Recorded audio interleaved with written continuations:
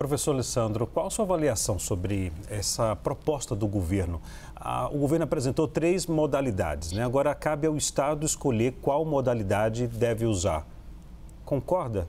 Olha, Leandro, eu vou até discordar um pouco do Hélio aqui, porque eu acho que não foi uma política construída com relação ou direcionada ao governador Tarcísio. Eu acho que foi uma política pública direcionada a todo o Estado brasileiro. Ou seja, a ideia fundamental é, bom, em primeiro lugar, nós vamos adotar as câmeras. As câmeras hoje são uma política inegável, uma política irresistível, que todos os estados têm uma tendência geral a adotar. É isso que está acontecendo, ou seja, todos os estados vão adotar. Mesmo Tarcísio, que no início estava sendo contra as câmeras, nesse momento é obrigado, fazendo uma discussão com o Supremo Tribunal Federal, fazendo uma discussão com o governo federal, vendo o clamor público, não encontrando nenhum argumento. Veja, não existe, eu até fiz questão, porque veja, eu pessoalmente tenho uma tendência a defender a questão das câmeras, e em determinado momento eu parei e falei, bom, eu quero encontrar algum argumento contrário às câmeras. Eu confesso para vocês que eu fiz uma pesquisa ampla e eu achei quase nada de argumento de conteúdo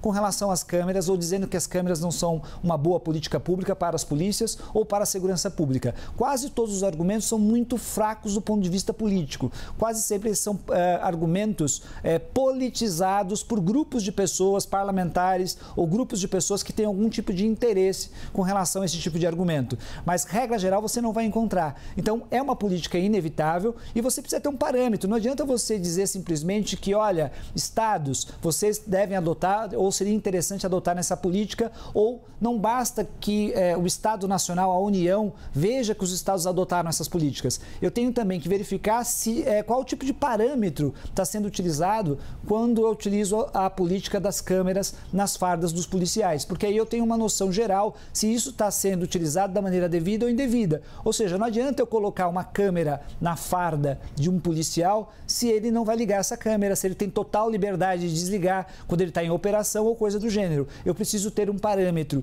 e é isso que o governo federal tentou fazer. Os parlamentares que hoje estão tentando propor aí, ou reclamando que não houve discussão, basta olhar a matéria da CNN, você não tem um argumento de mérito. Quase sempre olha, você não conhece o que o policial passa lá na frente, na linha de frente, na violência, no dia a dia, ou então isso não deveria ser prioridade. Em última instância, o que eles estão dizendo é que os argumentos que eles utilizam não vão no mérito ou na própria política pública. E o que o governo está fazendo agora é apostar nessa política pública que, conforme eu disse, ela é inevitável.